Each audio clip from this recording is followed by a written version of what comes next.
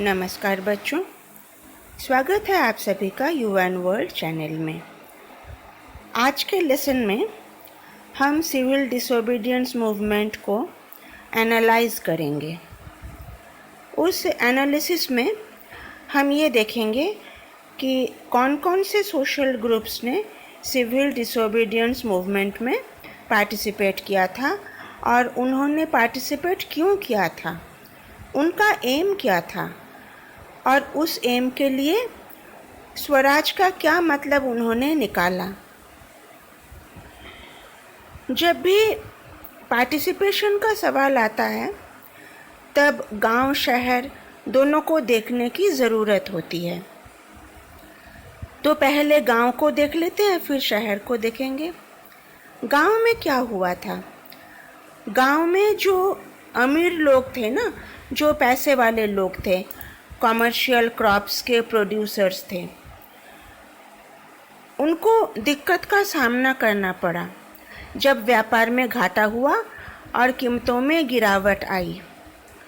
पैसों की आमदनी कम हो गई तो उन्होंने देखा कि गवर्नमेंट का रेवेन्यू पे करना तो असंभव हो रहा है। जब गवर्नमेंट ने रेवेन्यू घटाने से इनकार कर दिया तब उन्होंने विद्रोह शुरू किया, सिविल डिसोबीडियंस मूवमेंट में पार्टिसिपेट किया। तो फिर रिच पीजेंट्स का पार्टिसिपेशन का उद्देश्य क्या था? बढ़ते हुए रेवेन्यू के खिलाफ संघर्ष करना। लेकिन जब 1931 में गांधी जी ने मूवमेंट बंद करवा दिया और रेवेन्यू में कुछ भी चेंज नहीं आया, रेवेन्यू नहीं घटा, तो उनको बड़ी निराशा हुई। उसके बाद जब 1932 में ये मूवमेंट रीस्टार्ट हुआ तब उनमें से बहुतों ने पार्टिसिपेट करने को मना कर दिया। गरीब किसानों की प्रॉब्लम थी रेंट की। रेंट, वे स्मॉल टेनेंट थे, अपनी ज़मीन तो उनकी थी नहीं, दूसरों की ज़मीन में काम करते थे, रेंटेड थे। जब इकोनॉमिक डिप्रेशन के कारण पैसों का आगमन कम होने लगा तब रेंट पे करना उनके लिए मुश्किल हो गया। उन्होंने लैंडलॉर्ड के पास जाके अपनी मांग रखी कि अनपेड रेंट को माफ़ कर दे। उन्होंने सोशलिस्ट और कम्युनिस्ट द्वारा आयोजित रेडिकल मूवमेंट में ज्वाइन किया। उसका नतीजा क्या हुआ? उसका नतीजा ये हुआ कि कांग्रेस ये समझने लगा कि गरीब किसानों का जो ये नॉन रेंट कैंपेन है, इसको अगर सपोर्ट करेंगे तो अमीर किसान और लैंडलॉर्ड जो हैं वो नाराज़ हो जाएंगे। इसलिए गरीब किसानों को कांग्रेस का सपोर्ट नहीं मिला। अच्छा, ये तो हो गई गांव की बात। अब ज़रा देख लेते हैं शहर में क्या हुआ था। शहर में भी दो वर्ग थे, ठीक है, टू ग्रुप्स।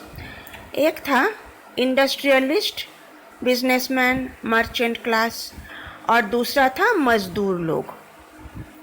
ओके, दो सेक्शन हो गए।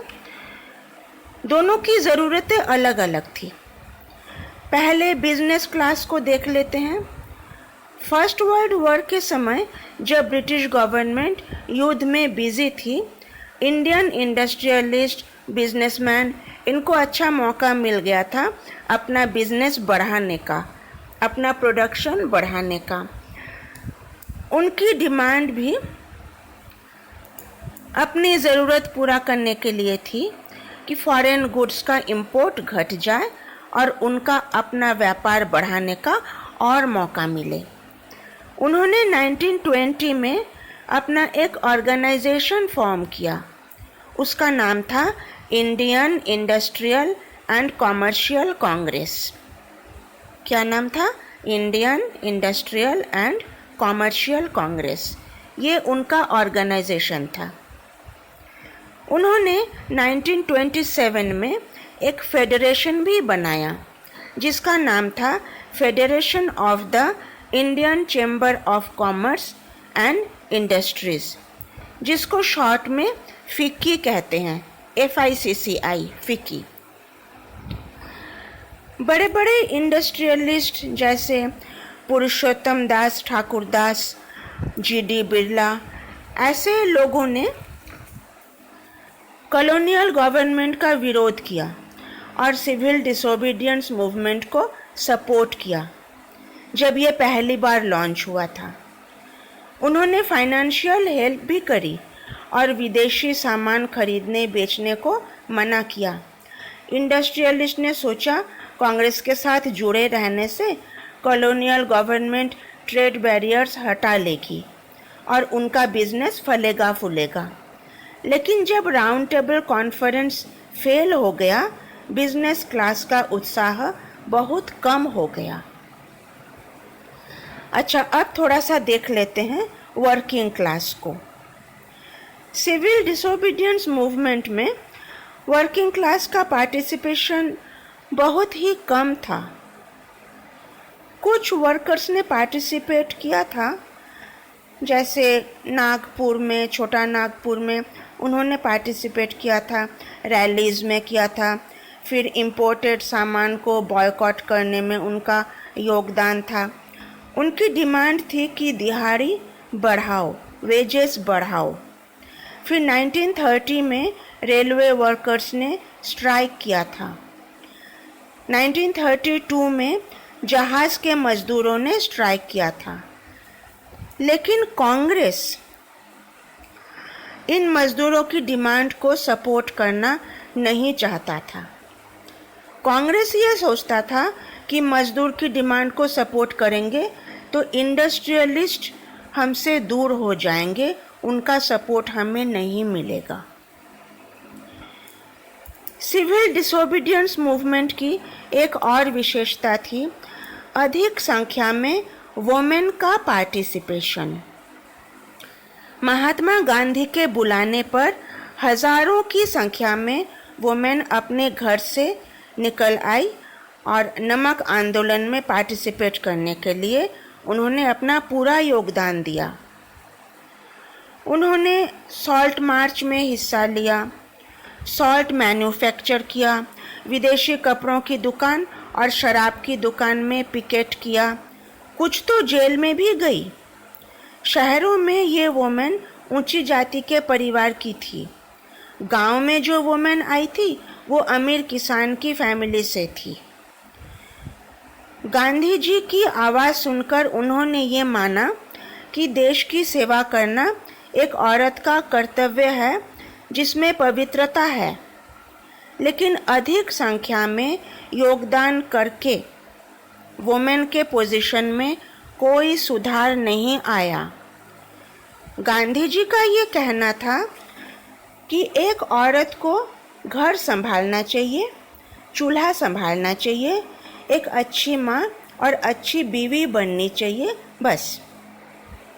बहुत लंबे समय तक कांग्रेस औरत को कोई अथॉरिटी वाला पोजीशन देने से मना करता रहा। तो बच्चों, आज के इस वीडियो में हमने ये देखा कि कैसे समाज के विभिन्न वर्गों के लोगों ने सिविल डिसोबीडियंस मूवमेंट में योगदान दिया। सबके योगदान के पीछे उनका अपना उद्देश्य था। वो उद्देश्य कौन सा था, उनका जो एम था वो क्या एम था और कहाँ तक उनको अपना एम पूरा करने का मौका मिला, कहाँ तक उनका एम कामयाब हुआ। सिविल डिसोबीडियंस मूवमेंट की कुछ कमियां भी थी। इन कमियों के कारण भारत के इतिहास में एक नया मोड़ आया। वो कमियां कौन सी थी? What were the limitations of the civil disobedience movement? ये हम जानेंगे अगली वीडियो में। आज की वीडियो आपको कैसी लगी कमेंट करके बताओगे। वीडियो को लाइक करना, शेयर करना और मेरे चैनल को सब्सक्राइब करना। तो मिलते हैं अगली वीडियो में। Good bye, take care.